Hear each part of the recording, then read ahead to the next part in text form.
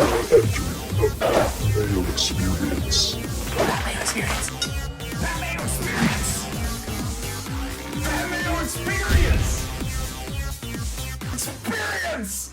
Welcome to the Pat Mayo Experience, presented by DraftKings 2021 NFC South player by player fantasy preview, team by team betting preview, and overview for this season. The upcoming fantasy football season. You missed any of the other divisions we've done so far? There's been 6 of them.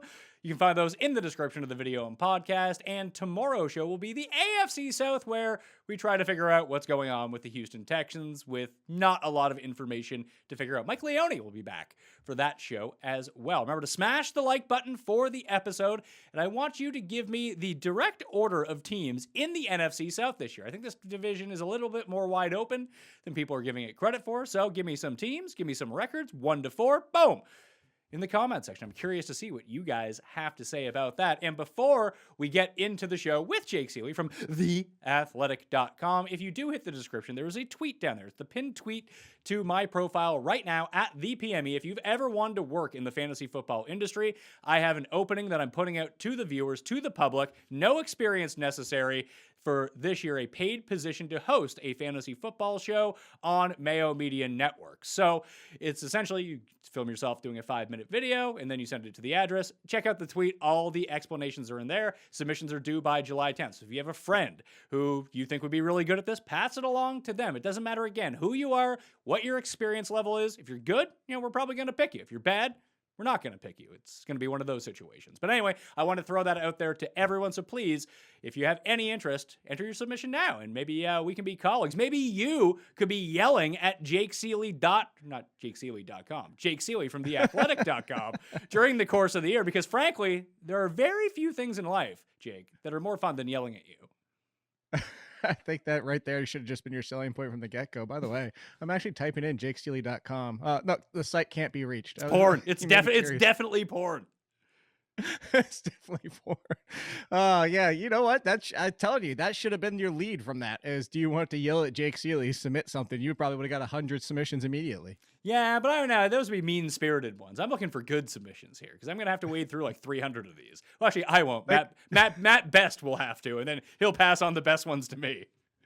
They have to. This thing is, they have to understand. They have to do the yelling like you do the yelling, like where people are like at point 20 minutes 30 seconds in, Pat loses his shit. I was like, no, that's just Pat being Pat, and I get it. That's why we have fun together. Yeah, people think that I get very angry with you from time to time, and I don't actually get angry. It's just fun to yell.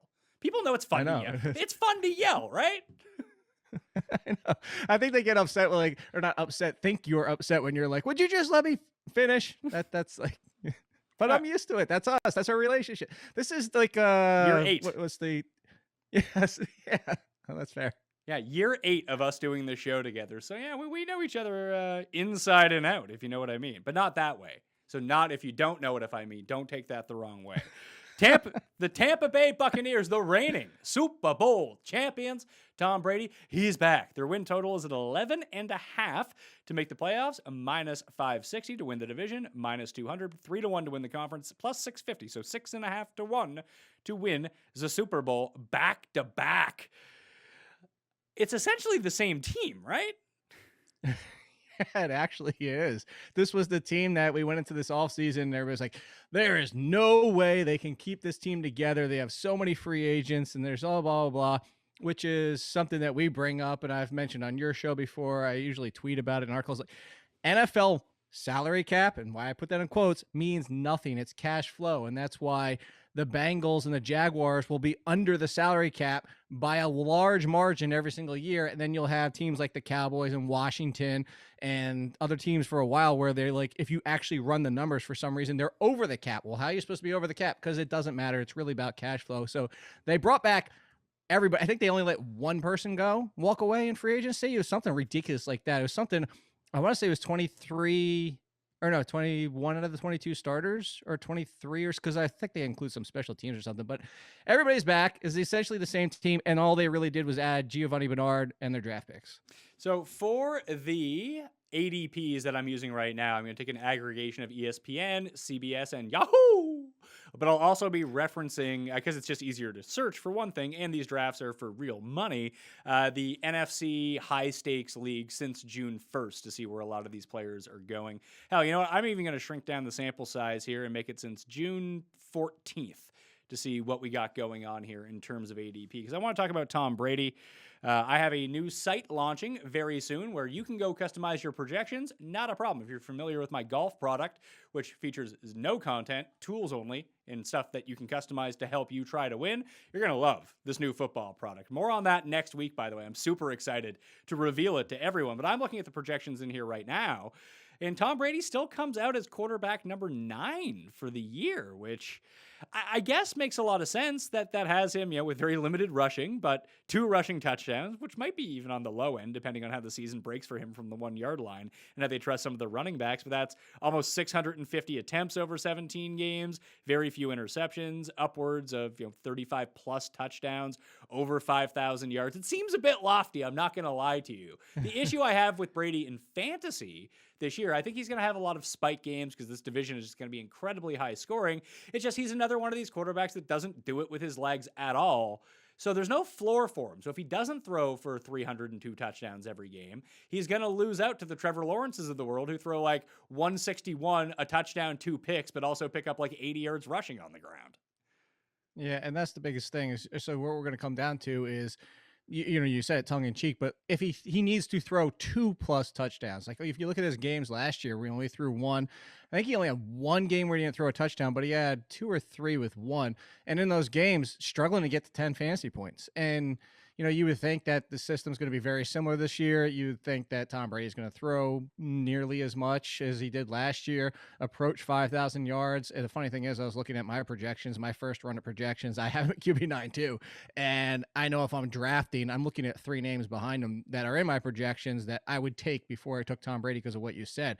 It's not only does he have to repeat last year, which was a bump up from what he'd been doing, and granted the weapons there are 10 times better than anything he was dealing with New England before he left.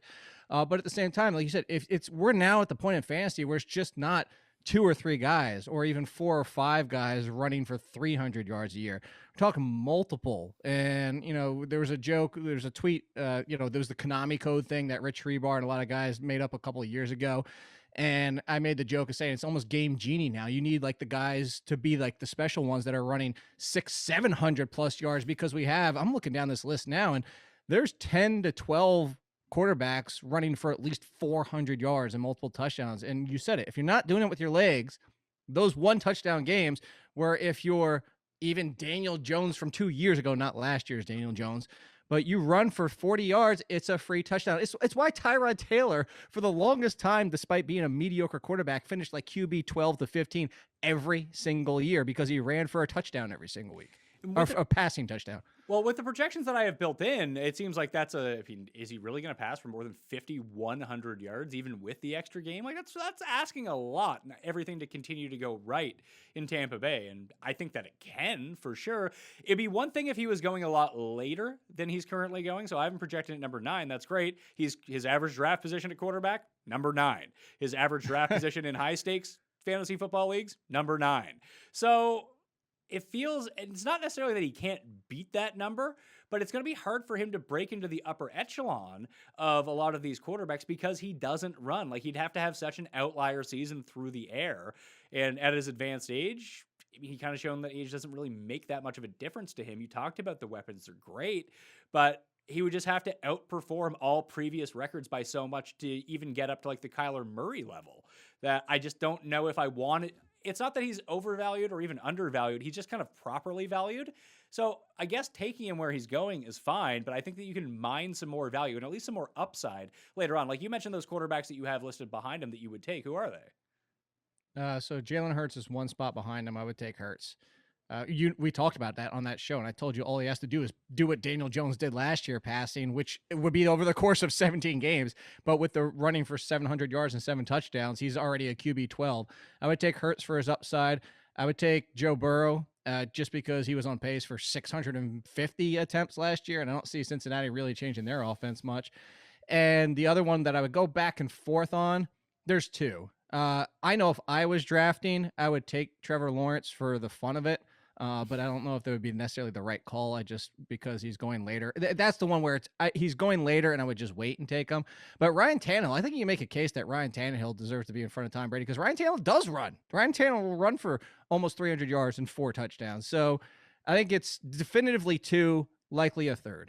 Well, it's funny. I have Ryan Tannehill right now at 50 rushing attempts, 295.5 yards rushing, and 3 touchdowns on the ground. And that still puts him... I got him a pretty higher decent... in touchdowns and lower in yards. I'm going to say, that still puts him like 25 fantasy points behind where I have Brady. I have him 19 fantasy points behind Brady, but that's because I have him for 4.5 rushing touchdowns. So we're close, but my touchdowns offset my little decrease. I only have for 250 rushing yards, so I'm a little bit behind you in rushing yards, but up on the touchdowns. Yeah, and they're going pretty close. Like, they're going within 7 picks of each other in fantasy drafts. So the level is kind of, you have your upper 5, then you have Wilson and Herbert going around like pick 62 to 65. Then it's Brady, Hurts, Stafford, Rodgers, Tannehill, Burrow, all going from pick 80 to 90, essentially. That's where that tier of running back or quarterback is currently going. I think I would just gamble on Hurts, like you said, and just hope that he's good. And if he's not, then, well, he's not good. I'll go pick someone up. And you can do that. It's quarterback's one of the positions where you can actually do that because eventually Trey Lance or Justin Fields is going to be starting for their teams, and they're probably going to be pretty good fantasy-wise, regardless of how good they are on the field. 100%. And there's just, if you're going with Tom Brady, that's kind of, you go with Tom Brady and then you take a gamble on maybe like one of those guys and actually draft them and just stash. If you go with the Tannehill, and you can say similar situation, the Hurts situation is you go the opposite. Is like, if you draft Hurts, then you maybe throw your Baker Mayfield or Kirk Cousins and be like... I disagree with that. I think if you take Hurts, I wouldn't even worry about that. I'd still try to shoot for whoever, if you were to take 2 quarterbacks, that I would still shoot for a Fields or even a Wilson or whoever it is at the very bottom who might have unlock that upside of the passing plus rushing, and then hopefully you just get 2 cracks at it at that point. Yeah, but what if you go 0 for 2? Well, then you go 0 for 2. Then you're not going to win. Most people don't win fantasy football every year. The whole goal is to try and win. And I think that puts you... I think taking someone like Fields, Trey Lance, Fields, Wilson, or whoever it is from the bottom that you want to end up going with. I mean, Daniel Jones, I think I would probably rather have than Baker Mayfield as a QB2, regardless of who my QB1 was, in case this is the year that he puts it all together. And then I have a very valuable asset, whether I can use him, and maybe I'm right on both, and then I can flip one of them because I continue to score so many fantasy points every single week. But I don't want to get into a situation where, like, Mayfield is like the better version of Derek Carr in fantasy, where they're fine and they're going to have some decent games, but like they're not moving the needle for anyone. It's funny. Well, that's the thing. So, like, I'm with you, and I could also understand going with somebody like you just don't go 0 for 2. So I think it's depending on how you want to go with the quarterback position, but I'm laughing because I legitimately sat here and I was trying to think of quarterbacks, and I was like, I'm not going to say Derek Carr because I don't even want him as a backup. What's the point? So, like, what's a better Derek Carr? Like, in my mind, I legitimately said, what's a better Derek Carr? And I said Baker Mayfield. So I'm on the same page. You know what? Screw those guys. I wouldn't even go those. You know, the second quarterback, we talked about it when we talked about that division. I'm severely, like, majorly all in on Tua. I think Tua's got a floor and the upside of even better than, like, a Daniel Jones. Yeah, I can see that. He's going a bit ahead of Daniel Jones at the moment. I don't think he's going to run as much as Daniel Jones is, though. No, he's not. He's not. But I think that if you're looking at it kind of comes down to who do you think is the better quarterback? And I honestly think that Tua has more ability to succeed with the weapons. And I know Daniel Jones has a litany of weapons, but that offense we talked about on the show, was not built for him last year. They kind of tried to do it and straddle the fence and play both sides of it. I think everybody just wrote Tua off and forget how good he was at Alabama. He has the boy back, Jalen Waddle. And if you're looking at who I believe takes a bigger step forward, I think it's Tua. And at the end of the season, like right now, I have Tua at QB 16 and Daniel Jones at QB 20. And that's with Daniel Jones running for 425 yards and 3 touchdowns. All right, and I have Tua at QB 14, Daniel Jones at QB 18. And that's with 495 rushing yards for Daniel Jones and 3 rushing touchdowns. I do have Tua at like half the yardage, but the same amount of touchdowns, though, rushing. Yes. So funny is, so do I actually have him with 0.2 more touchdowns because I go to the decimal point.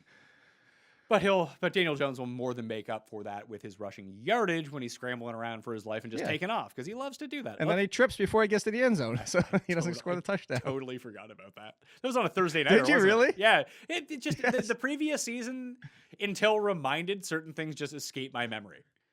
The best is that video that everybody keeps doing. I don't even know what the song is, but it's like that doot doot doot song where like they're going through space and he's like it makes him float around the world and all like whatever. Whoever keeps doing those videos is terrific. Running You backs. don't know what I'm talking about, do you? I saw the one with David Jones that went that way. Yes, that one. So that one with Daniel Jones, and they've done it with other people too. Yeah, they did it with David Jones from FTN, my guy on Mayo Media Network when he was catching a snake. It's actually pretty funny.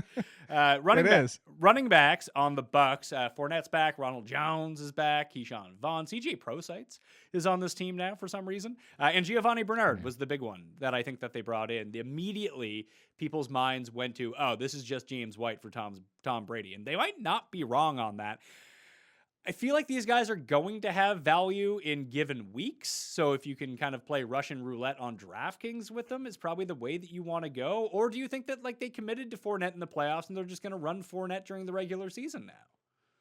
No, I think this is we're now shaping up. The reason they're making that leap for, Giovanni Bernard and James White is because we're also looking at a very similar backfield to what was Tom Brady with the Patriots for the longest time. Two similar running backs, basically cannibalizing each other's value. And if everybody's healthy, the only consistent option is Giovanni Bernard because I don't think Leonard Fournette's going to go away.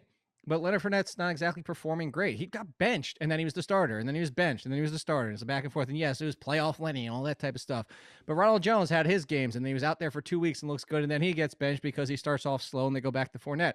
It's almost a hot hand approach. It's just a committee backfield, and when it's a committee backfield, and you have two similar running backs who are better runners than they are receivers, and kind of, it's redundancy at running back, really, with Fournette and Ronald Jones. And Ronald Jones looked better at times. Leonard Fournette was even a volume runner when he was with the Jaguars. The only reliable, especially in half and full point PPR, is Gio. But, of course, what is Gio at this point? We might get to week 1 of the season and see it in preseason when Gio just doesn't look like he has much burst left. And if that's the case, the one between the two of Fournette and Ronald Jones is Fournette has been slightly better as a receiver. So maybe you lean a little bit Fournette, but it's a backfield where, I know the cost isn't high, but I would just, what you said for years on end with the Patriots, don't draft any of them except for James White. Well, then don't draft anybody except for Gio. Looking at Fournette's numbers right now, and I think I gave him a pretty subdued projection, to be perfectly honest with you. 45% of the rushing share in this backfield, 4% of the targets, 44% of the touchdowns on the ground, at least, 3.8 yards per carry. I mean, that sounds feasible, right?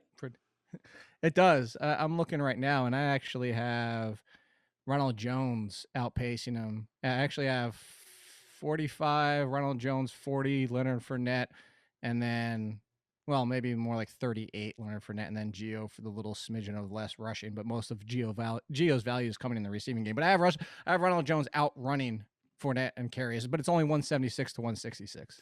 Well, just looking at it, it's funny because it projects out Fournette as the 33rd best running back, and he's currently being drafted as the 34th running back, whereas Ronald Jones is going ahead of him at running back number 32. So I think between the two, Fournette's actually the value if you wanted to go down that route. For reference, Gio is going at running back number 55. Are you just better off not taking any of these guys? Like, do you envision a path where you're playing Giovanni Bernard at some points? I think so. I think that if you're talking about the fact, if he becomes the James White, I mean, that James White was a fringe RB2 for the entirety of when he was healthy with Tom Brady. So if he carves out that role, the issue is Leonard Fournette going to become almost a non-factor in the passing game? So, Gio in the 50, you said 55? Yeah, Gio's pick number 55 in high stakes. He's in like regular season long, like on CBS and Yahoo. He's going like pick number 78 at running back. Yeah, see, at least in the 50s, even at the 50s, I'll take Gio. I'm kind of out on Fournette and Ronald Jones around pick 30 at running back, just because similar to your quarterback situation is I'd rather just go for maybe Damian Harris gets the bulk of that backfield finally in New England now that offense is kind of changing a little bit. I love Michael Carter. We talked about it on that show. other guys that I'm just looking at that range, like I'd rather just go for that upside versus some two guys who I know are going to be splitting no matter, unless one of them gets hurt, no matter what, they're going to be infuriating. And the worst part is this is what I said about the Bucs last year, and it still holds true. Between Ronald Jones and Leonard Fournette, it's the chasing your tail situation. You're going to start Ronald Jones. He's going to do crap. Leonard Fournette's going to go off. Then you're going to be like, well, I'll bench Ronald Jones because I don't own Fournette. So let's go that way. And then Ronald Jones is going to go off for 100 yards and a touchdown. Oh, I can trust him again. And he's going to have a crap game, and it's going to go back to Fournette. And you're constantly trying to chase the good game because you never start him because you can't trust him until he has a good game. And then he doesn't show up the next week anyway. I'm talking about both of them. Well, you're going to feel like a schmuck the weeks that you should have had Fournette and didn't play him and he scores 3 touchdowns. But I'm with you. Right, so just stay away. On this one, where one of the biggest things that people do not do in season-long fantasy football is mitigate the risk for bench mistakes. Bench mistakes are going to happen. It's a part of the game. You're going to have some guy that you were never, ever going to start in your life score 30 points on your bench. That just happens. And don't be the guy, man, I wish I would have started him over Devontae Adams. It's like, really? That's what you wanted to do this week? Okay. I'm glad you're not from the future, it would seem, if you didn't do that move. If you did do that move, I'd give you a clairvoyance I'd give you the stamp of approval on that. But having Fournette and having Ronald Jones, or even having both of them, is just a recipe for bench mistakes. Like, you're going to end up playing the wrong guy so often, and their downside is so bad that it's really penal if you do end up playing them on a bad week, that maybe you're just best off saying, screw it, I don't want either of them. It's like, that was my exact point with the Bills running backs. Yeah, I remember that. And you can look at it the other way. There was a couple of years ago. It was the year that Matt Ryan and Drew Brees both went ballistic. And I'm not saying this isn't going against what you were saying about drafting 2 high upside quarterbacks. That's what you want because you turn one into trade pieces. I just using this example is because my buddy who was in my home league who had that happen refused to trade one of them. He's like, oh, I'm just always going to have the great one. I was like, no, you're just doing what you said. It's the bench mistake. You start Drew Brees because he's at home. Matt Ryan throws for 400 yards and 3 touchdowns on your bench. And then you're like, well, I got Matt Ryan's on a roll. And then you start him and Drew Brees goes off on your bench. That's the higher end of it. But I think your point about bench mistakes is like that is something that doesn't seem to be talked about every single year that you kind of run into. It's why you and I have hated Jared Cook for his entire career. You either start him every damn week and you deal with the fact that he's not going to show up when you want him to, because that way you don't miss his good games, or you don't draft them. You can't play those kind of games with those kind of players. Let's move on to the wide receivers. Godwin, Evans. Who's that other guy that does things? Antonio Brown. That's the guy. That guy. He's a guy. He's a guy on this team. Scotty Miller's still kicking. Tyler Johnson, Jaden Mickens, Justin Watson. Just the Bucs are on TV so much that and especially when you make a deep run in the Super Bowl and you see some of these guys make big plays, that I feel like the backups on these like high-end teams really get overrated. Not that people are drafting Jaden Mickens, but like people bring up Super Bowl, like, man, Jaden Mickens could really break out this year if a few things break his way. He's like number wide receiver 7 on this team. Like, just because you've seen them, I mean, I fall into this trap with the Chiefs too, with like Demarcus Robinson. Like, you don't actually want to own Demarcus Robinson. You might use him on DraftKings from time to time, but on your season-long team, you don't want to own that guy. Maybe this year. We'll see, now that Sammy Watkins is gone. Maybe I'm talking myself back into him. But, it's a wide receiver 5 on a team. Even if it is the best offense in the league, it's still kind of weird. Would you go Evans or Godwin? Because I think I'm team Godwin again.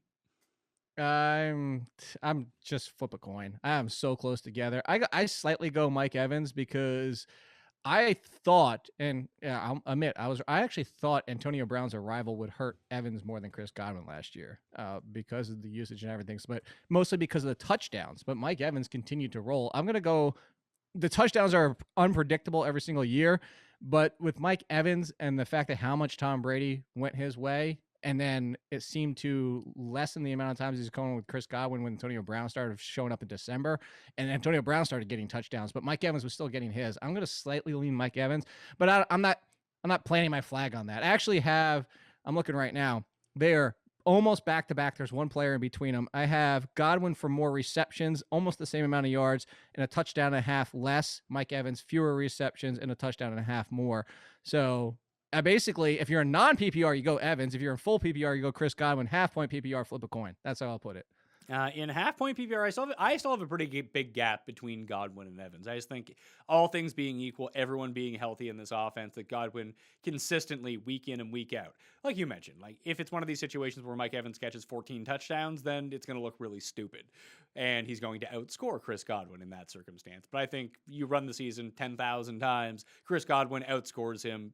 I don't want to say a heavy majority of the time, but like 65, 70% of the time in half and full point PPR, Chris Godwin is the better play. So that's where I'm leaning when I release I'm doing my rankings next week, Jake. It's going to be a fun time. I'll have Godwin above Mike Evans in that. But does Antonio Brown factor in for you at all? I remember the shit kicking I took last year when I essentially said, when he became available and reinstated and signed with the Bucs, like, you have two options here. Do not pick him up and save yourself the headache, or pick him up and then trade him to someone who thinks that he's still Antonio Brown. He has flashes of being old Antonio Brown, but fantasy-wise, he's another one. He's going to have 4 really good games. That's probably going to be it. Yeah, you and I were on the same page. We were tweeting about that. I said the exact same thing you did. I even had to write it in an article form for The Athletic because that was the big news, of course, was I said the same thing you did. I said trade him immediately and get, a top 20, 25 player for, like, nobody's paying that. Oh yeah, go look at the trade history and see all the people that were paying that. Exactly what you said. We're losing their minds. Like, oh my God, Antonio Brown with Tom Brady. He's going to be amazing. He's going to be ridiculous. Even in December where he finally showed up, because it took him some time to get back into the NFL shape. That's a real thing. That's why it took Gronkowski half the year to be relevant. That's why it took some of these rookies a while to get going in the NFL. Some of these players, it matters not having an off season, and it matters not showing up until the middle of the year like Antonio Brown. So yes, he will be a factor, but you said it. It's kind of like the third option on a lot of high-powered offenses is, yes, he'll be there, but when can you count on it? He's a fine wide receiver 5 if you want him, maybe wide receiver 4. Something happens to Mike Evans, of course, the ceiling would be great. Maybe you do what you were just talking about with this, is you wait for him to go off a week or two early in the season, then you sell high on him, that type of thing. But where he's going in ADP, I feel like he's going pretty high in ADP for the cost associated. I don't think it's reasonable right now. What is his ADP? His ADP in high stakes the last 2 weeks is Tony Brown. Where are we at here? Antonio Brown, number 45, pick number 103 is the average. As high as 83, as low as 132. I'm fine with him around that range, but like, he's going ahead of Jalen Waddle and Michael Gallup, 2 guys that I probably would rather want than him. Marvin Jones is down there. I'm not quite sure how I feel about him yet. I think he's in the right range. Because like you said, there is this alternate scenario where Godwin gets hurt. All of a sudden, Antonio Brown could be like a top 20 receiver, and you're dancing when it comes down to it.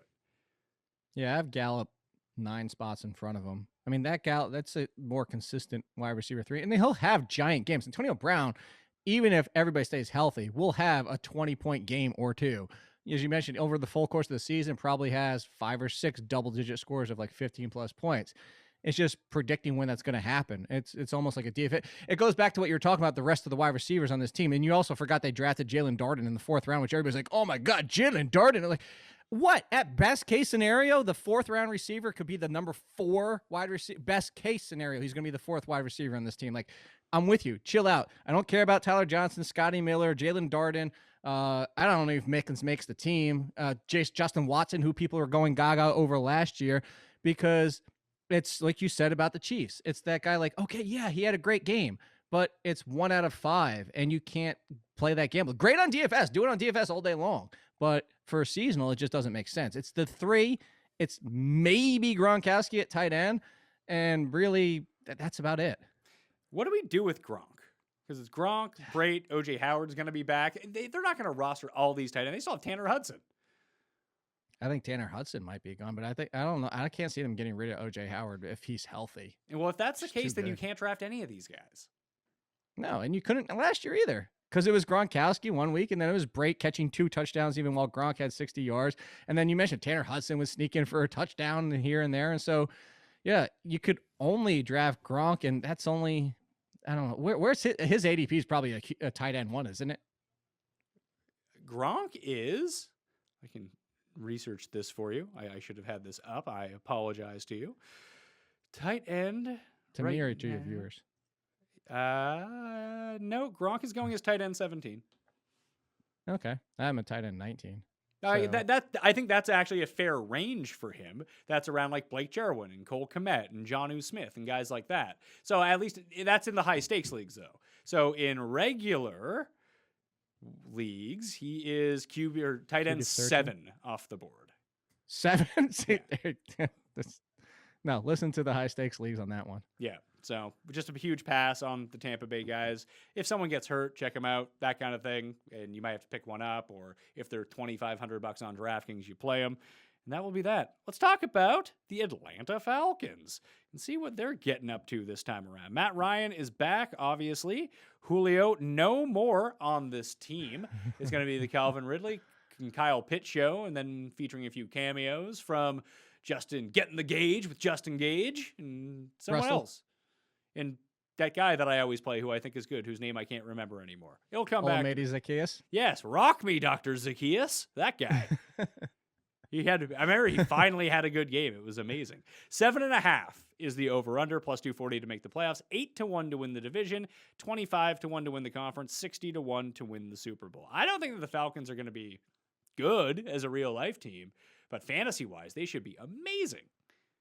And well, mostly because also it's a very like funneled offense. You have Ridley, Pitts, Mike Davis, Matt Ryan. There's your 4 right there. And Matt Ryan, even though he's a QB2, he's going to be high in QB2 because they're going to continue passing like he always does a million times.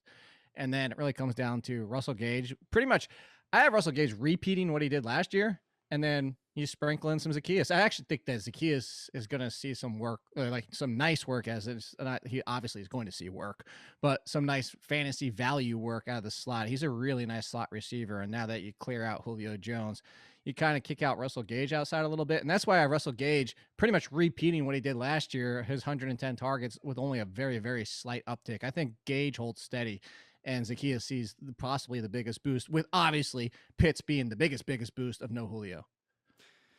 How high is too high for Matt Ryan as a fantasy quarterback? Like, is top Tom 10? Brady? So Tom Brady, like he's a Tom Brady equivalent. 100%. That's who he's been that for essentially his entire career. Okay. Do you want him? What's his ADP? His ADP at quarterback, high stakes, we're looking, or actually in low stakes, he is quarterback number 14. In high stakes, he at 14's fine.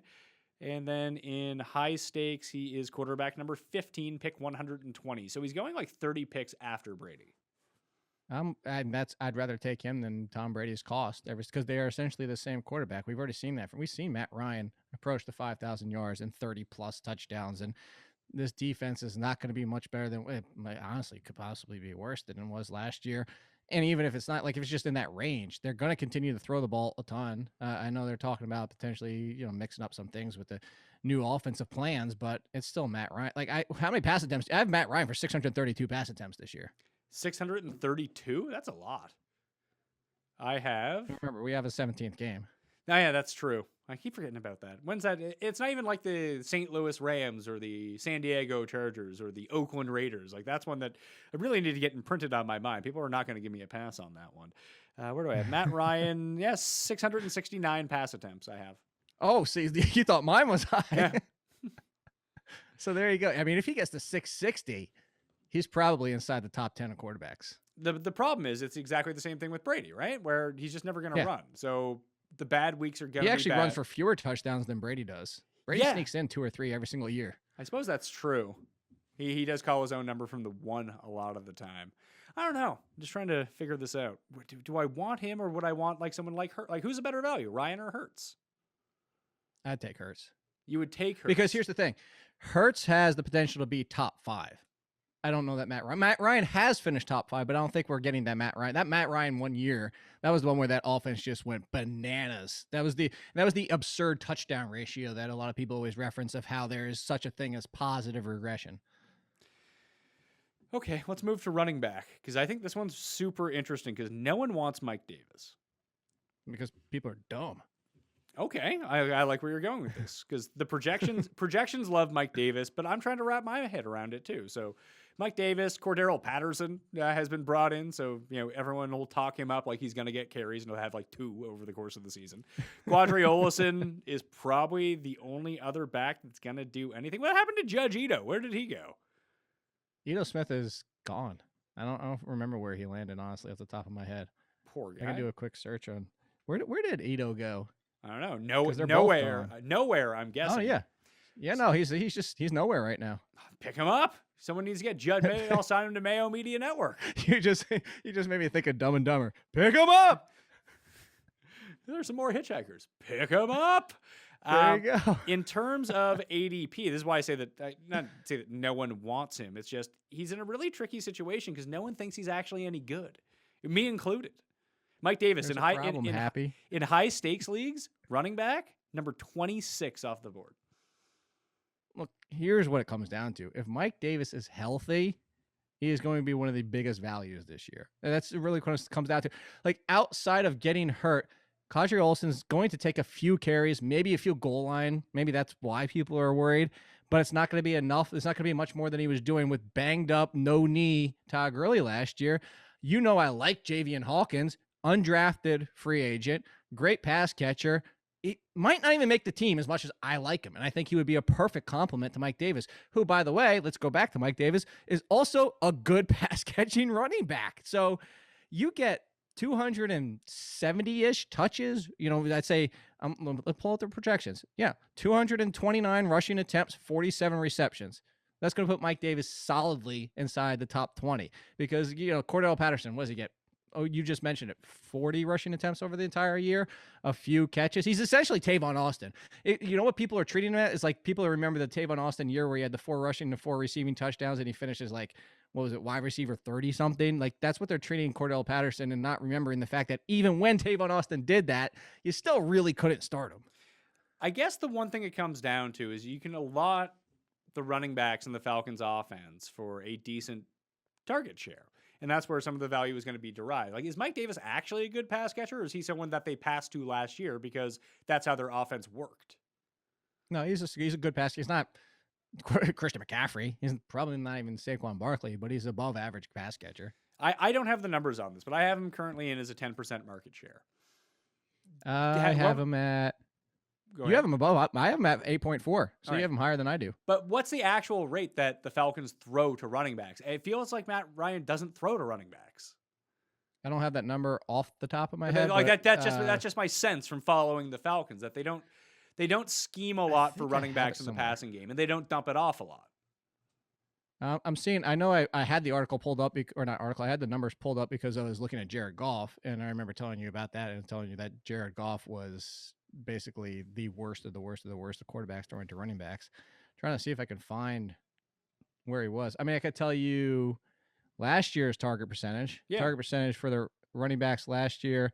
Todd Gurley had 13.5%. So he had 11% on pass plays, 13.5% of his snaps.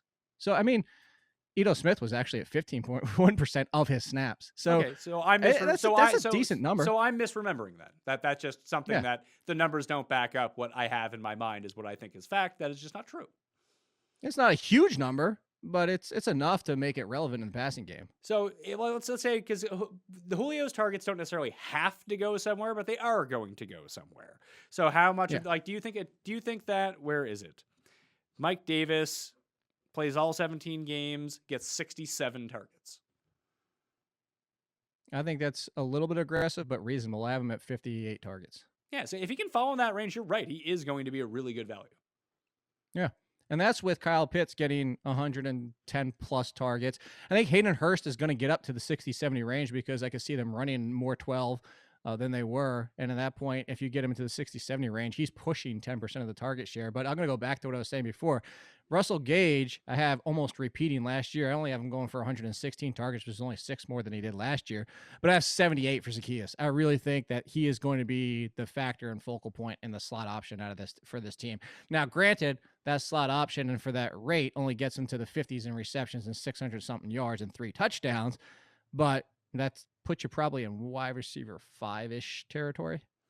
Yeah, like I projected out with Gage and Zacchaeus, wide receiver 65, wide receiver number 71 is where the numbers kind of spit them out. I can't wrap my mind around Mike Davis being running back number 15. And this is someone that I used a ton last year, being like, look, he's one of the few running backs in football who plays every down, gets all the goal line work, and catches passes Here's out of an the interesting backfield. one. It's just go ahead.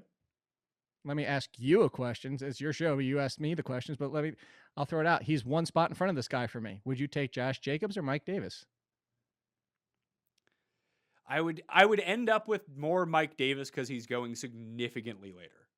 But Right. I think that's where, and honestly, Davis's upside might be higher. And this all just boils back down to I can't get it in my head that he's just not any good. That's why I made the Happy Gilmore reference. It's like the finger paintings. They're not any good. Look, so Josh Jacobs, Chris Carson, Miles Sanders, I have him in that range. Miles Sanders, I think, is a legitimate concern we talked about on that show of this team just doesn't seem to be confident after what he looked like in the passing game last year. Carson, we know is top 12. This dude just can't stay healthy. I don't ever project injuries. You know that. But if you're talking about somebody where you were like, I don't think he's making it the full season, I'm okay if you said that about Chris Carson. I was okay if you said that about Todd Gurley last year. Certain guys that matter in that range. So I think that the Mike Davis with the Sanders, Carsons, Jacobs, Myles Gaskin stuff, I think that most of those guys, I'm taking Davis. It's just the backfield is his.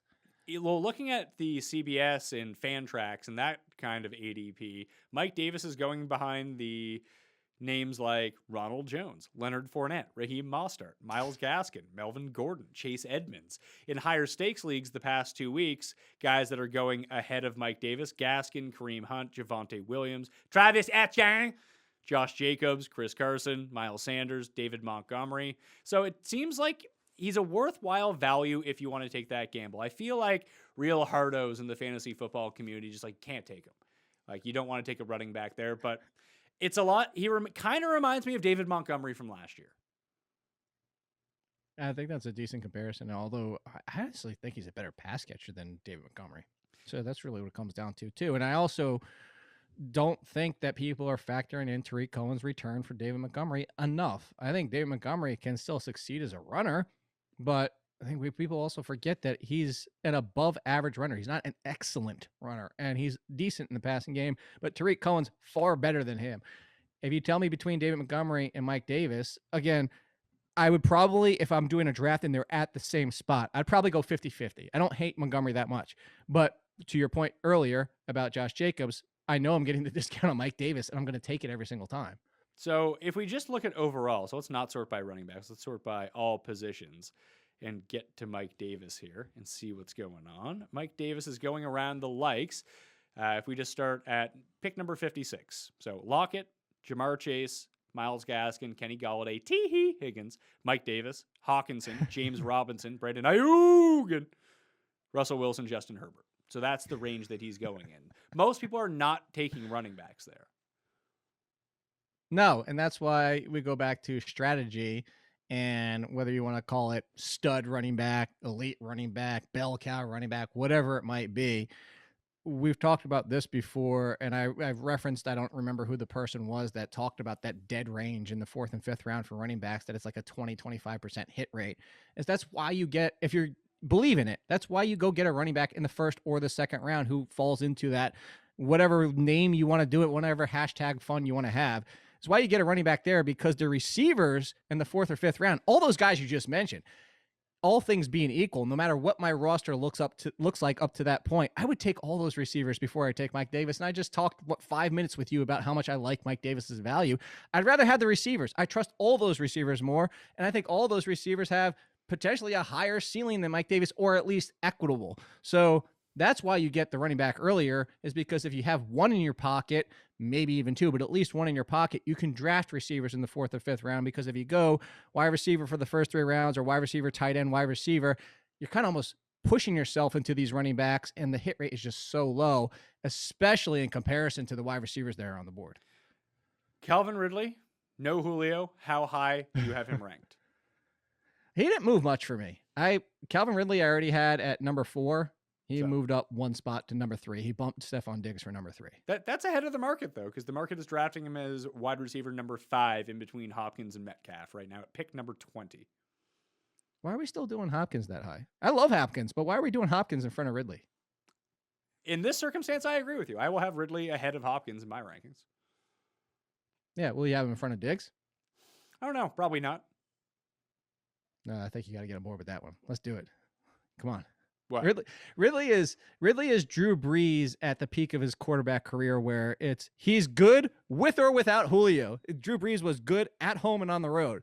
It's just at home he was otherworldly. Calvin Ridley without Julio Jones is otherworldly. Like Calvin Ridley without Julio Jones, the numbers honestly push him on the heels and right in the conversation with Tyreek Hill at number 2. Assuming Devontae Adams is number 1 with Aaron Rodgers, obviously that gets thrown out the window if there's no Aaron Rodgers. But going with this thought process, as you mentioned on that show, Calvin Ridley could finish number 1 with no Julio Jones. Oh, I agree with you. I actually have Diggs and Ridley separated by 0.8 fantasy points in half-point PPR. There you go. Yeah. Like it's a pretty congested group. Like Adams is a little bit higher than everyone else, assuming Rodgers is going to be the quarterback. But Hill, Diggs, and Ridley are all sort of in a mini group within 8 points of each other. Then Hopkins and Jefferson and Michael Thomas are all in like a mini group of them, about 10 points behind them. Yeah, I think that's about as tight as we've seen it up the top for a few years. Doesn't feel like it's been like it usually felt like there was a big 1, 2, or 3 for a while. Yeah, and that's considering Diggs, Ridley, Jefferson, AJ Brown, Metcalf were guys that were being drafted like 17, wide receiver 17 and higher last year too. So we're not even considering that a couple of these guys are for sure going to drop back because that's what happens. And then you'll have your Adam Thielens or Brandon Cooks or someone who's young potentially, whether it be CeeDee Lamb, like just one of these guys is just going to jump up and be wide receiver 5. I like how we jinxed on that one. Oh, I was just reading names off the list. You just really wanted me to say CeeDee Lamb. I think that's what it was. His price is going to be so cost prohibitive by the time we get to the second week of August, mostly because, of course, Amari Cooper's still banged up right now. It's been a while since that surgery. But you're right. I mean, there's a lot of receivers in this range. But again, you go down to it. Let's talk about the ones you were making in comparison to Mike Davis.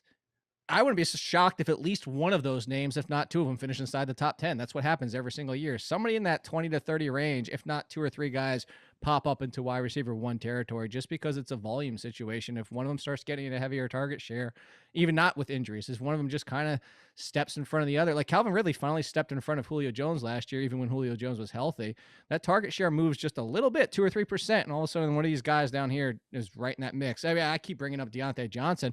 Deontay Johnson's 11 healthy games. He was wide receiver 8. You get him for a full season, he could be in that mix too. So wide receiver is always fun in this range. Zacchaeus going as wide receiver number 126 in high stakes league, with Gage going as wide receiver number 49. Zacchaeus is just the pick. I mean, you'll have to pay attention to training camp reports to make sure that he wins that starting job, or at least that he's going to be in a split situation, or he's the one playing on the outside ahead of Blake. Because Gage is just going to play the slot more than likely. That if he is the guy on the outside, like that's a free pick that you have. That is someone who could theoretically be a wide receiver 3. Well, see, and that's what I actually go back to what I was saying earlier. I actually think that Zacchaeus is going to see a lot of slot work if he wins that job. I don't think it'll be all the time. I do agree with you that Gage will see it, but I think Gage will see it more in two wide receiver sets where, you know, the formation doesn't have him playing on the outside. It's kind of that slot pushed in a little bit. That if it's 3 wide, I think that's where you see Zacchaeus take the slot from him. Okay. Tight end. How high do you have Pitts? I had him at 4. And I have him at 4 after. The only difference that changed for me from Julio Jones leaving is he went from barely ahead of Andrews at 5 to now he's on the heels of Waller and Kittle. The market agrees with you. He's being drafted as tight end number 4, pick number 50 on average, but getting up as high in the past 2 weeks as 33. That's scaled back from the past month when he was eking up as high as 18 overall. Good God. If there's nothing else from the Kyle Pitts situation, the risk assessment, the value assessment, no matter whatever you want to look at it, if you are in a dynasty league, you take trade offers right now. There's people I've seen tweets where they said, I offered a first rounder from 2022, a wide receiver top 20 guy that I don't remember, and something else, and got declined. Like, you could get a haul for Kyle Pitts right now. Do you just worry that rookie tight ends are just rarely that good? Or is like, why is this situation different than Vernon Davis when he went to the Niners? The difference is twofold. Is so also different NFL than there was at the time. But Kyle Pitts is, to say what I said at the draft time, he's a wide receiver masquerading as a tight end.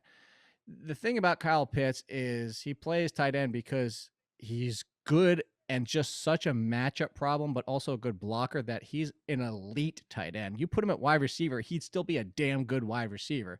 So that's part of it. The other part of it here is because he's a good blocker, it's going to keep him on the field, but he's not such a good blocker that he's going to be asked to block all the time, where you see a lot of rookies who come in at tight end. And part of the reason that we also see don't success from rookie tight ends is, one is because of target share, but two is because it's more difficult than wide receivers to acclimate to the NFL because you need to block, because you need to make sure that you're picking up who's rushing when and what the shift is and what the assignments are when certain formations are coming at you on the defense.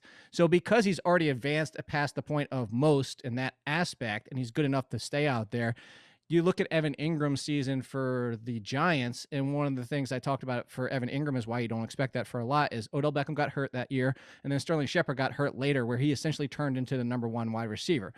Well, that's also an offense that threw for low 500s. So you talk about that. That was back with Amani Toomer and I'm talking about Shockey now. Amani Toomer and Ike Hilliard was what you can't say his name like that. It's Armani. It's not a Tuma, is how you pronounce his name. Well, that's why you have to say it. So I was going to pull in Shockey because it's the same team. It's a low 500s, and that's where I was going with that one. Is he's the number two essentially on this team. He's walking in as the number two, kind of like Shockey did back then with Nata Tuma. And Ike Hilliard is the number three. So that's why you're talking about target share. You're talking about ability. You're talking about an offense that throws for 630 times, seems to be the floor for me, 660 times for you. And you get him 110 to 120 targets, he's finishing top five. That's what it comes down to. Okay, so here's my dilemma with this. I actually have him projected out very similarly to you. So I have him at a 16% target share. I also have Hayden Hurst at an 11% target share. I think that Hurst is still going to have a role in this offense. As you said, I'm at 10. You said they might just play a lot more 12 formation. I agree with you. I'd be curious to know what the passing rate to running backs out of the 12 is, just because you're going to have either one of those tight ends blocking or running a really short route that might double as a running back screen at the same time. I'll text Warren and see if he has some sharp numbers for me on that one, because I sure as hell don't want to go look it up. But that's something that I would just want to know, because logically, I mean, just thinking about how football works, that's something that would seem logical to me. And again, it could be like before when I thought about the Falcons backfield. I could be completely wrong on that. I'd want to get the numbers. But that's just an idea that popped in my head. Now I would like to go have some confirmation on it. But I have that projected out. So let's say, 16% target share in this offense with them throwing like 670 times. That still spits him out as tight end number 7. That's 107 targets, 59 catches. It's the touchdowns that I don't have him really high on the board for. I have him for 4. You have him for 4. Yeah, so I would definitely uptick the touchdowns, and I actually think that reception rate is pretty low for him. So you would have him at like 75 receptions on 107 targets. Yeah, I actually have him for, I'm looking at mine right now. I have for 112 targets and 78.5 receptions. So I had him at a 55% catch rate. Let's just bump that up to 70 just to see what it says. Just because it's fun to screw around with numbers, right? 68. Give him 68. Oh, Jesus Christ. Now it's giving me nan in my field here. 68%. Nah, that's 68.1%. Now that that's typed in, I can figure this out. Okay, so let's do that and search by positions. What does that make Kyle Pitts? Kyle Pitts still only moves up to tight end number 5, slightly ahead of Noah Fant and Robert Tonyan, who are right behind Mark Andrews. Right behind Kittle. I have Andrews at 3. I don't like Andrews at 3. I'm legitimately concerned. That's a completely different show. I think that Bateman addition does more to hurt Andrews than it does to anything else in that offense. Yeah, well, the kind of point that I made when we did the show, hi Barkley, is that I'm not going to draft Andrews or Kittle. I'm just going to draft Kelsey or Waller, or I'm just going to wait till the very end. Yeah, that's certainly fair. That's the thing. I don't know. I guess I'm a little bit more optimistic for Kittle than I seem. I seem to be the high one on Kittle for some reason. Yeah, I'm just looking. I would still, like, gun to my head, I'd probably take Kittle over Andrews. Like, I don't see a reason why T.J. Hawkinson doesn't score more than Kyle Pitts here, just through attrition. Like the numbers that you're projecting out target wise for Kyle Pitts, I can see more targets going to Hawkinson. Don't tell the Sorry, I have dog. no idea. Don't tell Barkley to shut up. She needs to learn. She's like, I don't know. She just woke up from a nap and just like started barking. Quiet. Sit down. Anyway, I don't think I'm going to make Pitts a priority at pick like number 35 in drafts. Well, so, and that's part of it too. Is like now at pick 35, if you were drafting, even with the excitement, if you were drafting a month ago, I'm leaning over because I'm petting her and trying to get her to calm down.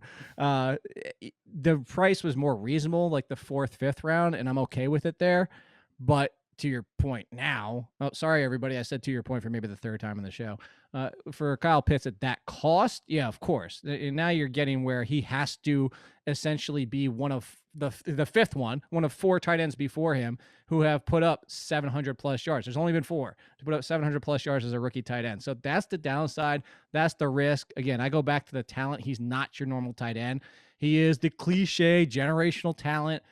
And he can break the mold even if everybody is healthy on this team because he's stepping in my opinion, as the 2nd best receiver on this team. But and yeah, in the 3rd round, now you're getting kind of pricey. How about pick 49, where that's the average pick for him? So it would go Julio, Etienne, Chris Godwin, Lamar Jackson, Dak Prescott, Kyle Pitts, Deontay Johnson, DJ Moore, Cooper Kupp, Javonte Williams, Adam Thielen, Kareem Hunt. That's his range.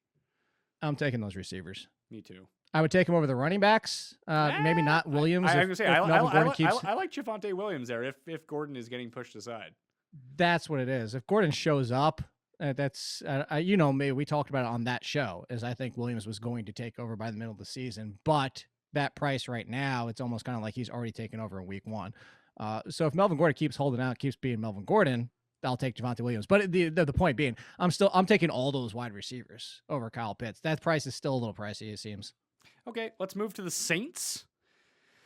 We don't know what they're doing. We've done 2 teams. Yeah, we only have 2 teams. We'll power through these ones because we don't know what the situation is going to be in the Saints quarterback situation. I mean, we probably do. Their win total is 9, plus 114 to make the playoffs, 3-1 to win the division, 13-1 to win the conference, 28-1 to win the Super Bowl. It leaves us with Jameis and Hill under center. This team, fantasy-wise and real-life-wise, is better with Jameis. How good they're going to be, that I do not know. But I do know that I kind of am digging Michael Thomas as the guy who could end up as wide receiver 1 again this year. I love Michael Thomas. You know that I'm lockstep with you. I think the hate for Michael Thomas of everybody's like, all he does is run slants and all that blah, blah. Slant boy. Just ignore everything. Let's even say all he does is run slants. Let's say all he does is run Tyreek Hill routes. Okay, that's fine for Tyreek Hill. And Michael Thomas is a hell of a bigger and better wide receiver overall. And you're talking about, yes, Winston is better, but let's say it's a combination of Winston and Hill for the entire year. Let's just even say that's kind of like not what we want for fantasy. It's not also what we want trying to project out the quarterbacks for this team. But let's just say that happens. Michael Thomas is still getting 140 targets at least in this offense because Kamara's getting his, but then Traquan Smith, Deontay Harris. I like Troutman a lot, and part of the reason I like Troutman a lot is because he's a great matchup problem as a receiving tight end, but there's just targets sitting here on this team after Michael Thomas getting his ridiculous share. Michael Thomas is probably going to have, what do you have him for target percentage-wise? I have him for 24 and change. Not even feels like it could be low. What do I have him? I have him at 27%. There you go. I have him for a little bit low. What do you have Alvin Kamara at? I have Alvin Kamara at 16.1. 21%. You're both, so you have it even more funneled than I do. Well, it really depends. Like, if Jameis is the quarterback, do you think that hurts Kamara's receiving totals? Just because I just recall, and maybe it's because of the weapons that Tampa had at the time, that Jameis just wants to push the ball down the field. He does, but he throws to running backs more than the perception is. So it hurts in relative terms to Drew Brees. No matter what the quarterback is, it hurts. Drew Brees was top 3 to throwing to running backs, percentage-wise. Jameis isn't as bad as people assume. He's actually middle of the pack, which isn't great, but it's not terrible. It's going to be a drop from Drew Brees, but you can still get 90 targets over the full season, maybe push even 100 with Jameis at quarterback. The issue, the concern is that Taysom Hill really doesn't throw to the running back, and he's the bigger concern is if he plays half the snaps, now you're more concerned about Kamara. If Jameis is the quarterback, I'm not that concerned. There's no way that they're playing like dueling quarterbacks, right? Like that's crazy. I mean, Steve Spurrier tried it. He tried to pull that rotating quarterbacks that he did in college and tried to pull it into the NFL. You never know. Whatever it is, Sean Payton loves Taysom Hill. I'm not going to put it past him. Okay. If Jameis, put it this way. I don't think it's full rotation, but I could see the end of this. I'll tell you right now. I have 453 pass attempts for Jameis Winston. I have 121 from Taysom Hill. I think he's going to be out there for about a fourth of the time. Is there any situation where if they name Jameis the starter week 1, are you just jumping in on Jameis and hopefully like, hey, Jameis is good and Jameis will throw for like 5,000 yards? Like, is there that scenario with Jameis? Yeah. I would, so to go back to our earlier conversation at quarterback, I would just wait and take Jameis instead of all those guys, because if Jameis is the starter for the entire year and this LASIK eye surgery does help, and that was part of the problem for his decision making. The problem with Jameis has always been his decision making, but yet he finished as a top 5 quarterback in fantasy, even with 30 interceptions, because it didn't matter because he's flinging the ball downfield, as you mentioned, and still throwing touchdowns. So unless you get penalized -4 for an interception, Jameis starting the entire season, even if Taysom Hill takes 3 or 4 snaps from him per game, even so that Jameis will probably be inside the QB1 conversation. Let's talk running backs. Kamara, who we brought up, he's going as a top 5 running back. He could be running back 1 with the style of game that he has. I do worry that his best fantasy years are behind him now that Drew Brees isn't there. I think that's a legitimate concern, and that's why I said I would put him as the 5th running back in a tier of his own. I think it's the big 4. We talked about that before. Then Kamara, and then I think you start getting in the conversation with the rest, like Jonathan Taylor and Ezekiel Elliott and Aaron Jones and stuff like that. But no, hold on. I feel what makes Kamara significantly different than Eckler?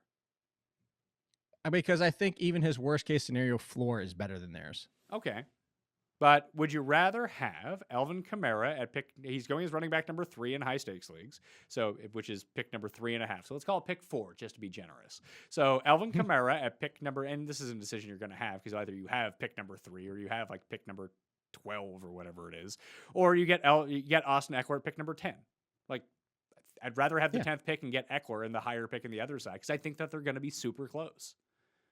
Well, and that's of course, now you're bringing cost into it 100 times. Yeah, I would take that I just got the pros versus Joes. I got my draft slot today. I'm on the 11th pick. I'm happier than having the 4th, 5th, 6th pick. I actually want, people ask me like, what do you want to draft this year? Of course, I don't really want number 1, although I could be okay with it because Christian McCaffrey. I actually want number 3 to see, somebody. I've actually seen Christian McCaffrey not go number 1. I want 3 because I don't want to make the decision at 4 between Henry and Kamara. To your point about this, that's number 4 possibly. I'd rather just be at 11, 12, somewhere around there and take the Austin Eckler. Aaron Jones is falling to that round. Jonathan Taylor is sometimes making that far. Ezekiel Elliott, I saw go at the beginning of the 2nd round recently. I'd rather be taking those running backs because I don't think there's as big as a gap from them to Kamara than there is from that big 3. Jonathan Taylor is going as the 5th running back. That seems crazy to me. It doesn't actually surprise me. Like once he took over last year, I'd rather. But they took a bit more. Are we pretending like Marlon Mack doesn't exist and this isn't what Frank Reich is just going to do? No, I mean, we should pretend like Marlon Mack doesn't exist because Marlon Mack is not that good. He's not that good, but you think that he's not going to get run in this offense because he will get run in this offense. I don't think he will at this point. At this point, after seeing what Jonathan Taylor is, you are just setting yourself up. You want Zeke. Hey. You want Barkley. Jonathan Taylor and Cam Akers and Najee Harris, I think, should all be around the same. Taylor shouldn't be way above those 2 guys. See, I disagree in the fact that Jonathan Taylor, it's what we said about Doug Peterson for the longest time. Oh, Doug Peterson, and split backfield. And then he gets one. Or you go to the opposite end of it with Andy Reid. He likes to lean on one guy, and then it's a freaking committee backfield. Like, talent will make coaches do different things, will change their game plan. I think it's Taylor and Hines, and you might see Mac 2 or 3 times in a game. Maybe. I think that you're going to see that Mac averaged like 6-7 carries a game, which is enough to put a dent in. Fire Frank Reich on the spot. Jake. That's not how NFL That's the coaches talent work. disparity. They love keep him fresh. Got to keep him fresh for later in the game. No. I have Jonathan Taylor for 280 carries and 40 receptions. 320 touches. All right. Would you take him over Kamara? No. All right. I Latavius would Murray. take the cost. Well, no. Cost difference isn't there. You just said he was number 5. Does Latavius Murray retain his championship as best handcuff in football? No, we've talked about this before. I think he's one of the worst handcuffs in football because, well, no, I see. No, you're scrunching your face for this reason. Because you can never use him. Yeah, He I know. is I'm not amazing. trying, Jake. I've told you a million times. I'm not trying to use Latavius Murray in my lineup unless Kamara is hurt because he's a handcuff. If you draft him as if he is I know. not, if you draft him as if he is not a handcuff, you're stupid. If you have him on your team and just No. wait for Kamara to go down, you have a top 5 running back. You do, but that's where I was getting to. I was finishing the point. Unlike But you got to, James you know what? Robinson- You got to get to the point faster, pal. Unlike James Robinson, who should still have value, even as if Travis Etienne gets hurt, James Robinson goes back to 2020 James Robinson, who is an RB1. The difference is you can still use James Robinson because of a split backfield situation. Nick Chubb and Kareem Hunt, if one of those two goes down, you have a top 5 running back. We've seen it. You can still use Nick Chubb and Kareem Hunt every single week. I hate Latavius Murray because of his cost. That's the problem. Is if Latavius Murray was going at a more reasonable cost, yes, we know he has top 5 potential if Kamara gets hurt, but you have to spend so much to sit somebody on your bench. That's why I never have owned Latavius Murray. He just costs too damn much. And I own him every single year, and he ends up being a net profit for me because he gets his 2-3 games. I play him. He didn't profit you last year. Yeah, he had his 2.5 games of being really good. If you're gonna 7th rounder, if you're gonna draft a 7th rounder, That's not where he's going. He's going at pick number 130. Last year he was going in the 9th is he round. really? Yeah. He's going behind Singletary and Jamal Williams and Tony Pollard and Gus. Well, if he's Edwards. going that, I think that's what it is. Then people got tired of drafting him in the 7th and 8th round and watching him sit on the bench. So yeah, if he's going that late, then yes, he's the best handcuff in football. There we go. You have to remember that Alexander Madison stole all of his handcuff buzz last year, and it pushed him way up That's the boards true. and dropped Murray Yeah, down. and he was in the 7th, 8th round, and look how that worked out. That's the Yeah, thing too. Is like I- Madison bombed. But we've seen Murray just consistently do it in this offense. I don't disagree with you. I don't disagree with you at all on that point. Wide receivers. Michael Thomas could be number 1, not being drafted that way. Oh, I thought you were going to continue to roll on. No, Yeah, that's 100%. it. Yeah, he's We already talked about it. pick number 30, number 9 wide receiver. That's in between A.J. Brown and Keenan Allen. Yeah, if you just kind of if he goes back to a 30% market share, he could lead the lead in receptions, and all of a sudden he's going to be He should be in amazing. front of A.J. Brown now that Julio's there. No question about it.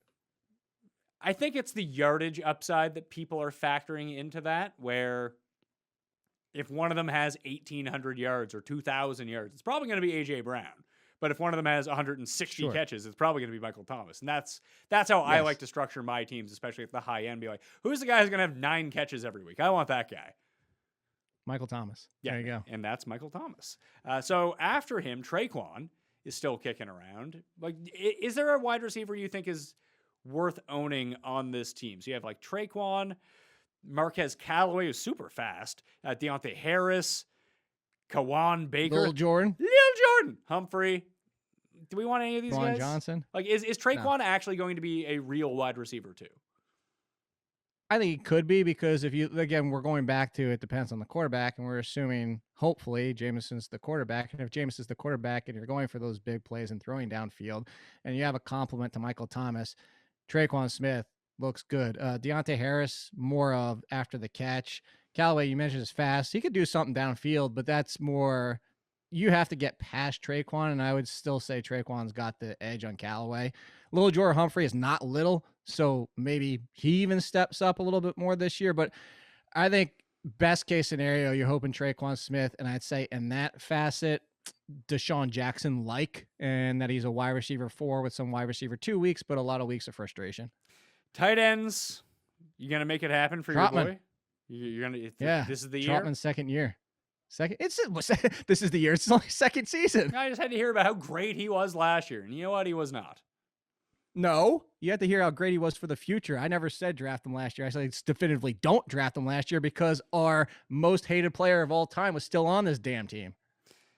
So what's a realistic place to take him? Like, is he a last round tight end that you can put on your team? He's still free right now. No, but is he actually someone that you're drafting in the last round as your tight end? Because you're not taking 2 tight ends. Yes. Yeah, he is definitively somebody I'm taking the last couple rounds instead of drafting, trying to hope that one of the tight ends figures something out from the Patriots and it's just not a nightmare, or they run 12 and it's just the Patriots tight ends feel like Ronald Jones and Leonard Fournette. You're just going to pick the wrong one every single week anyway.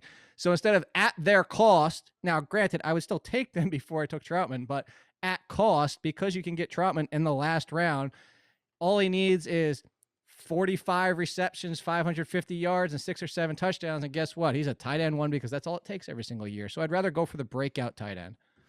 So looking at like last round tight ends, if you passed on everyone at the top, so here are your options as last round tight ends or last 2 round tight ends.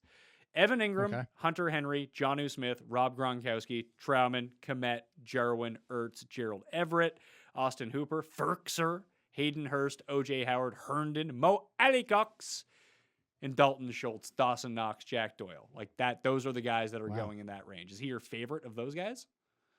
No, honestly, he's not. Those are a lot of late tight ends. I don't really, this like, wow, nobody wants to draft tight ends, and deservedly so. But I'll take Evan Ingram at that point because now Evan Ingram's nothing. And Evan Ingram still, yes, he dropped a lot last year, but we've seen a lot of people, including Matt Harmon, write about it, that drops are a dangerous stat to try and get involved with because it can vary from one year to the next, and it's so hard to define what it truly is a receiver drop anyway. That's why Pro Football Focus has on target and catchable as 2 different types of percentages. So I would take Ingram. I think Kmet and Troutman are in the same conversation. I just mentioned the New England guys, and I said I would take the New England guys, even though that seems just to be a frustrating situation in the making.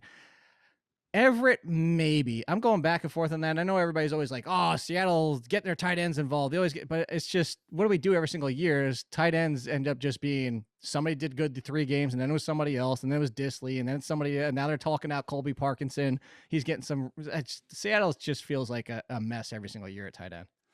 Okay, let's move on to Carolina. They got safe space, Sam Darnold as their quarterback. 7.5 is their win total. 275 to make the playoffs, 11-1 to win the division, 30-1 to win the conference, 70-1 to win the Super Bowl. Is Darnold going to run it all?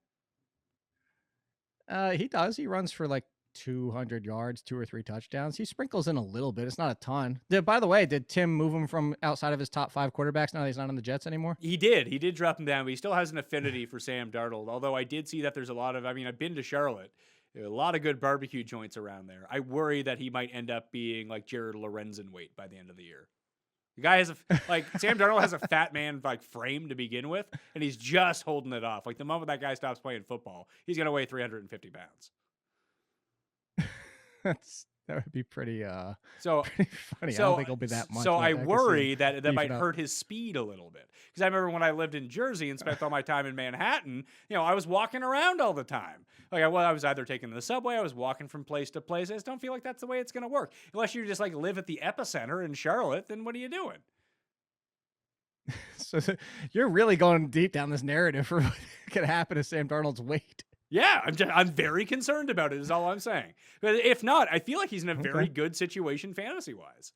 With a team, with the defense, it's like, it's his best, yeah. It's okay. They're going to be throwing a ton. He got weapons now. One of them's his old weapon.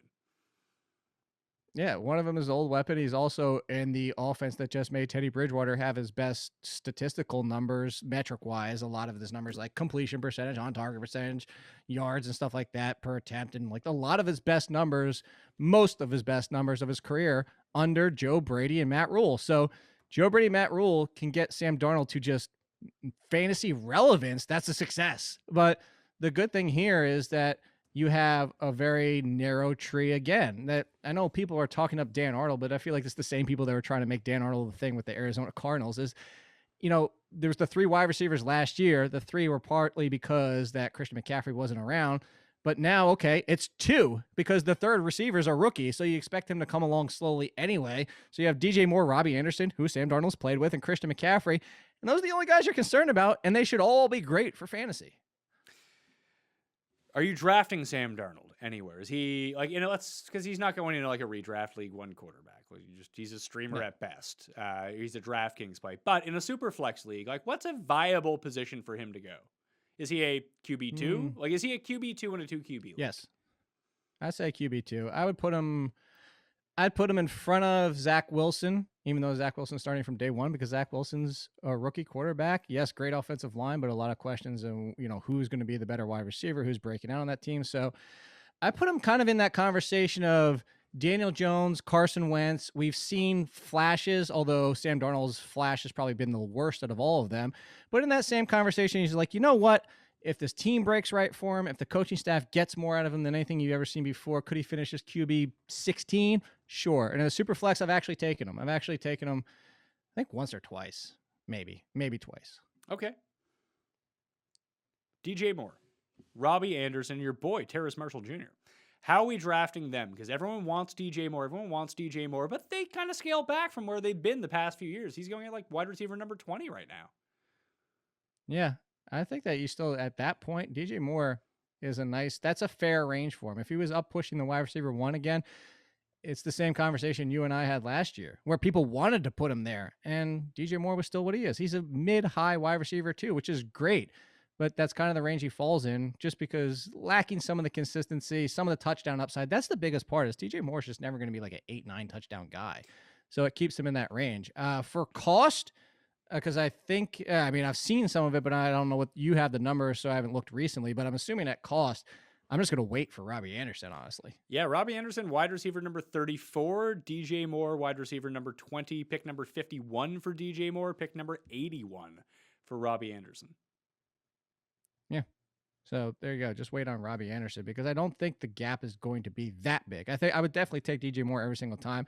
And I do have DJ Moore with a gap over Robbie Anderson, but I don't think it'll be big enough to warrant that much of a cost difference. It's strange because when I look at the projections, that's almost exactly how I have them rated out. Wide receiver 18 for DJ Moore, wide receiver number 30 in half-point PPR for Robbie Anderson. Terrace Marshall, I'm having a lot of problems trying to project him out. Like David Moore is on this team too. I think people forget.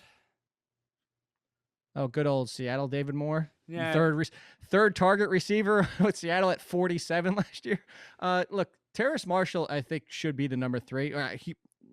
He should be on talent alone. It's the same thing you and I talked about with the rookie show, though, is Terrace Marshall is an extremely good athlete. He's above average in all aspects. He's a great wide receiver, probably top 5 pure talent in this last draft class. The problem is he's kind of a lazy route runner and lazy receiver right now, which is going to be on him and the coaching staff to fix because look at his tape, covered a lot in college because he doesn't care to separate because he's just that much better than everybody else.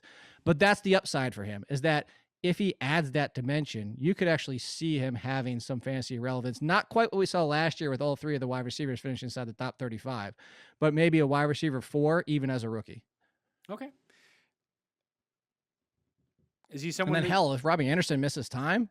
Yeah. The way that I look at it, and maybe it's because Curtis Samuel was getting so many rushing attempts last year too, but this was an offense that sustained 3 top 30-ish, like 3 wide receivers within the top 36 last year. It's not like Teddy Bridgewater had a great season by any means. Robbie Anderson couldn't catch a fucking touchdown to save his life. So, and they still ended up all in there. So if things break a little bit better, like, do you see the offense being better or worse with Darnold from Teddy Bridgewater? From a passing standpoint, I see it being better. You also have to remember, too, that's also without 100-plus targets going Christian McCaffrey's way. All right. Yeah, I suppose that's true. I bet on Sam Darnold to win MVP at 100-1. Now that he's not Anderhurst anymore. No Gase, no more Anderhurst. Pretty good. That alone should have moved the needle in Vegas right there. McCaffrey. He's going as the first player in fantasy football drafts, as he should. It's not even close. No question about it. Dalvin Cook is the only one you can make. And I don't even know if I would have Dalvin Cook number 2, but I think that Dalvin Cook is the only one that you can make a case that if everyone played all 17 games, and that's what we're trying to factor in here too at the same time, that Dalvin Cook is the only one whose skill set would come to rival what McCaffrey does. Well, I'd say if the fact that we don't already have rumors that Barkley's not going to be 100% until week 3 or 4, because 2 years ago, Barkley actually outperformed him in a points per game basis. I'm not taking Barkley. I would never do so. I do have Christian McCaffrey definitively. So I'm with you. I think you could try to make arguments here. And you can honestly, I'll go back to the thing I said before. You could argue Derrick Henry is the safest because he's not coming off the Christian McCaffrey injury. But at the same time, this same coaching staff in the brief time that we saw Christian McCaffrey last year, was on the field 97% of the snaps. So even if they scale it back to 90%, it's still going to be more than any other running back out there. Tight ends. You mentioned my guy, Tarzan Dan. He's now in Carolina. Ian Thomas. That didn't really work out all that well when people were trying to draft him a year ago. I don't mind Dan Arnold. Like, obviously, he's a really good athlete.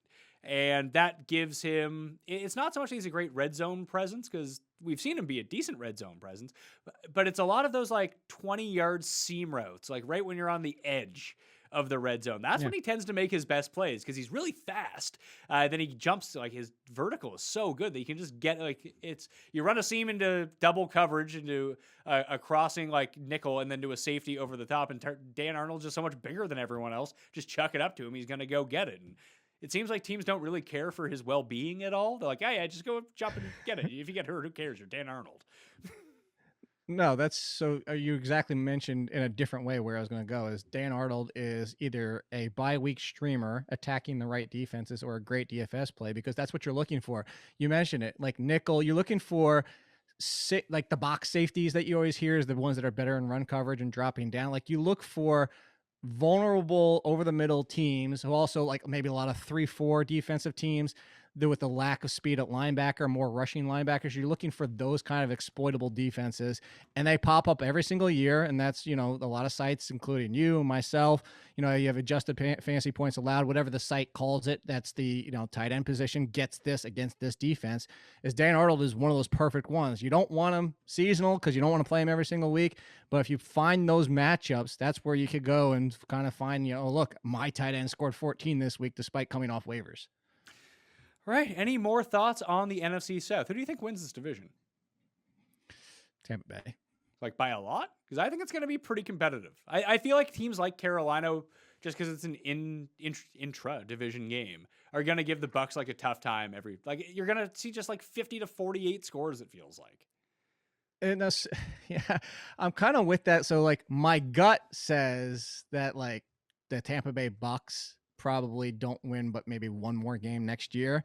But then I sit here and look at the rosters, and from like the more analytical side is like the Bucs are winning 13 or 14. You bringing back this entire squad after overperforming in Tom Brady's first season or not performing great in his first season and winning 11 games.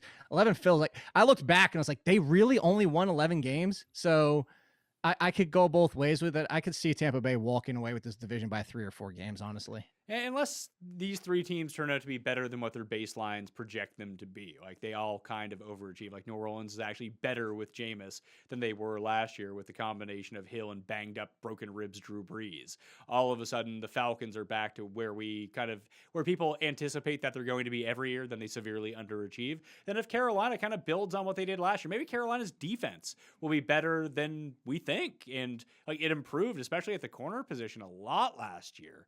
And they still have a move. You know the move is coming. Darnold and picks for Deshaun Watson. It's going to be a move. You watch. You're waiting for that to come? I'm just waiting. Banking on that. If that happens, well, then, yeah, maybe Carolina can make some noise. Yeah, I probably don't think that's going to happen. But either way, thank you, Jake, for talking this through with me. We've done all of the other divisions except for the AFC South. That is coming tomorrow with Establish the Runs, Mike Leone. I hope you've been enjoying these shows. Jake, what do you have to pump right now? I'm like small hiatus because the draft kit is coming out July 12th, 13th, 14th, somewhere around there. So it's projection. That's what we've been working on. Draft kit time's coming. Okay. At theathletic.com. Yeah, at theathletic.com. I'll tweet it out a million times, as people always say, and probably muted me on Twitter at AllInKid. What's the code, the athletic code that you have? Oh, it won't be a code. It'll just be like click on. So if you click on any draft kit article, it'll automatically apply. Okay, cool. So yeah, go do that. So wait for it. Don't do it. Don't sign up now. Just wait 2 weeks and sign up, and you're going to get a huge discount. Okay. Huge discount in 2 weeks at theathletic.com for the draft kit, powered by Jake Ciely at AllInKid on Twitter. And you know you're going to be seeing him on the Pat Mayo Experience for basically the next 6 months. So enjoy that. I know I will. I hope you enjoyed the show. Hit the description for all of the info on getting the job, on the other shows. Rate and review the audio podcast if you have not done that already. It would help me out a lot. All right. I'm Pat Mayo. Thank you for watching. I'll see you next time. Mayo Experience! Experience!